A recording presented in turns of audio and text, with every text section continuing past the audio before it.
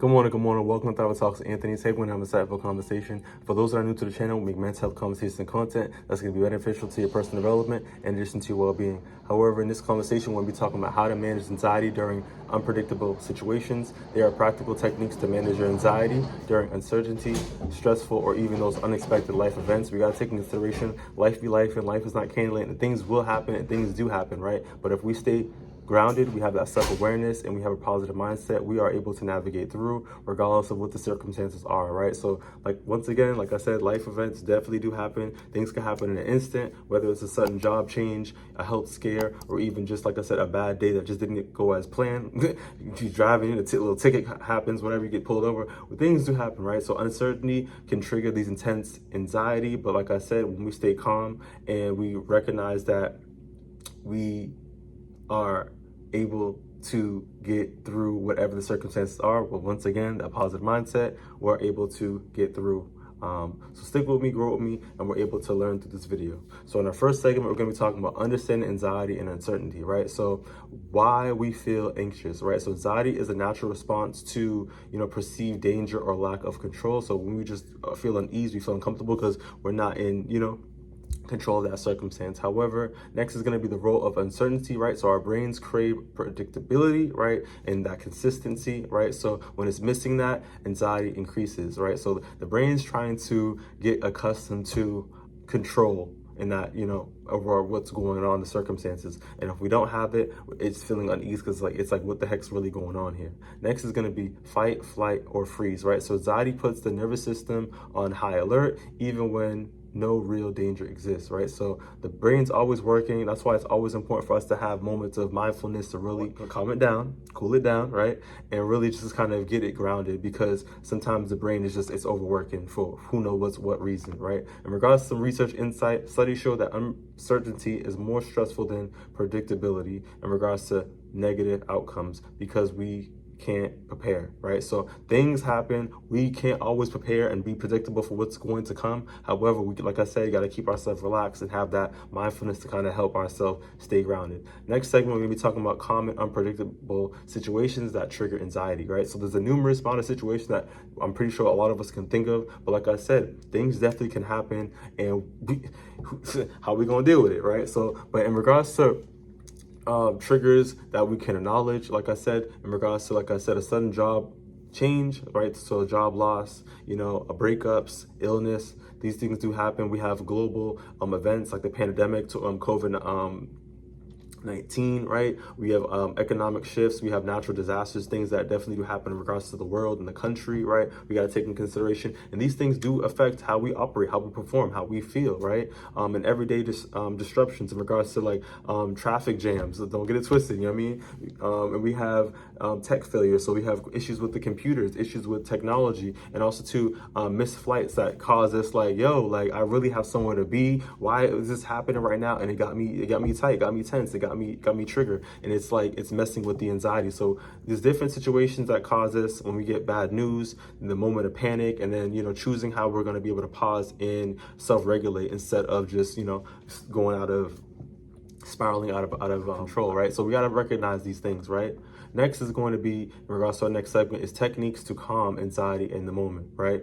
One of the biggest things that I recognize in mental health counseling in regards to one of these techniques is called box breathing, which is the 4-4-4. I'll put a picture about that in regards to box breathing, the technique. So this is used by Navy SEALs in addition to athletes. Probably your favorite athlete is doing these things. But basically what that is you inhale for 4 seconds, you hold it for 4 seconds, you exhale for 4 seconds, you hold it, and then you repeat, right? So it's a square, and I'll be able to pull up the illustration. You'll be able to see that.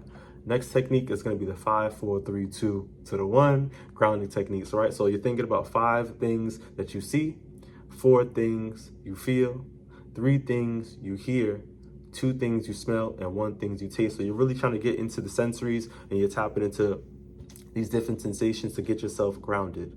Next is going to be name it to tame it, right? So you want to identify what you're feeling. Like I said, you need to tap into your emotions. Naming the emotions can help reduce the intensity. So when you're able to really nitpick and really navigate your body, your emotions, what you're feeling, you're going to be able to kind of reduce that because you know where it's coming from. And this is why I always advocate for that mindfulness and self-awareness, and even that journaling if possible, because you're able to identify those emotions and kind of keep track of your progress in these emotions and what's really going on.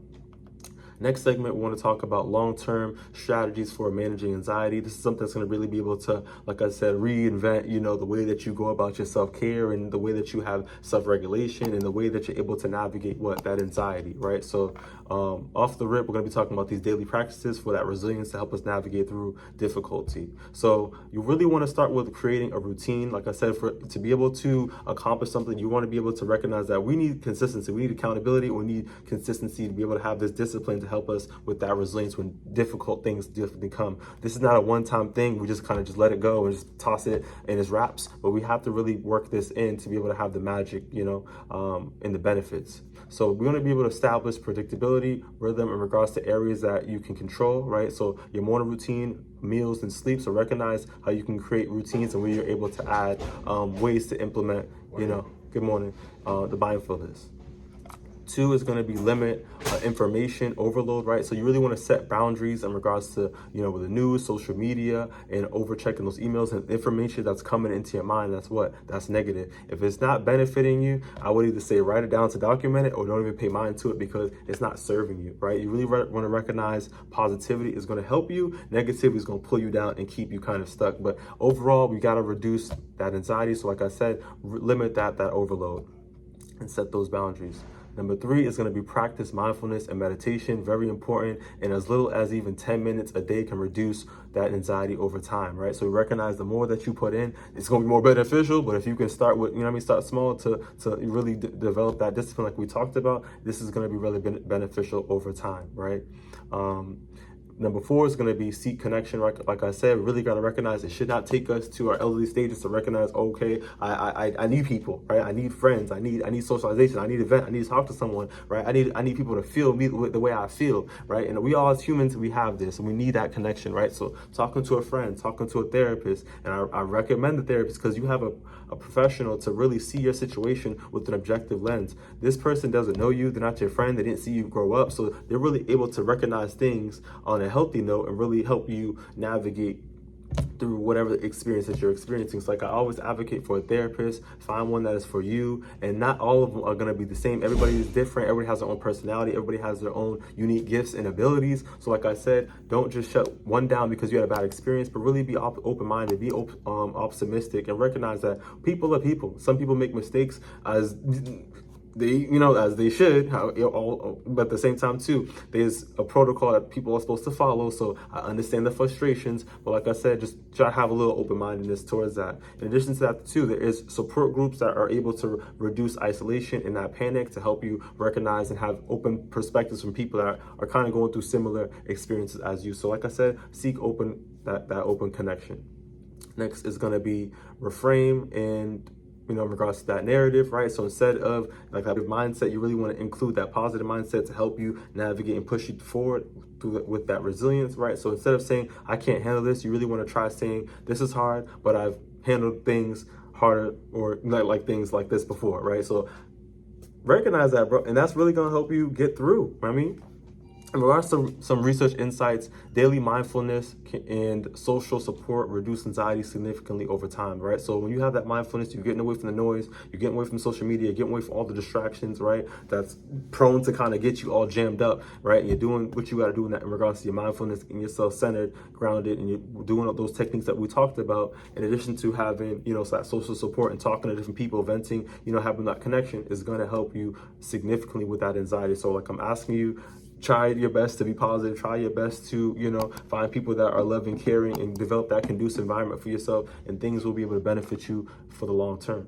Next segment, we're going to be talking about when to get professional help. Like I said, we got to advocate. We have to let ourselves know, when enough is enough, and it's okay to receive help. So when you see the signs of anxiety that it's interfering with your daily life and things it's really impactful, you're really seeing the way that you're able to perform, the way that you interact with people is really messing up and interfering with your world. You really got to take into consideration that it may be necessary for you to receive that professional help, right? In addition to that too, is physical symptoms, right? You have a racing heart, insomnia, you got difficulties with that sleep, you got panic attacks, like anxiety is just like your body's having a rough time operating, we gotta seek that support. In addition to that too is avoiding responsibilities or that isolation frequency. Like you're really seeing like your personality, your character, the way that you are is really changing, and you're seeing a different side of yourself. And this is not the way that you feel comfortable, or the way that you really want to see yourself in the future, or just navigating through. We got to seek the help, right? So like I said,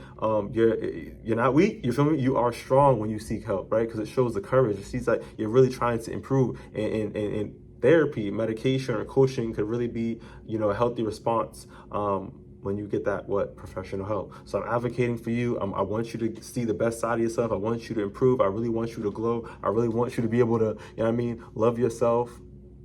And by you loving yourself, you're loving others. And by you loving others, you're loving yourself. So I really want us to understand that, by taking care of ourselves, is we're only doing good. So I really want you to, like I said, if possible, seek professional help. In regards to this video, I really want to take in consideration that calming yourself is a skill that we all can build. We all could, decrease the anxiety. This is something that we can really gain that control over. We all can benefit our mind with that mindfulness, right? So you may not be able to predict the future. You may not be able to be in control of the responses to your future and all those type of things and different things and circumstances of predictability. But when it comes to our tools, when it comes to the strategies, when it comes to techniques, we got that on deck, you feel me? So anxiety doesn't have to take over our life. Anxiety doesn't have to, grab the steering wheel of our life. We control the steering wheel of our life, right? So the first step in regards to this is jumping into that practice, right? What ways we're able to, like I said, develop this into our daily lives for us to be able to have those benefits, right? So if you found this video beneficial, give it a thumbs up, share if possible, and I'll see you on the next one. Take it easy.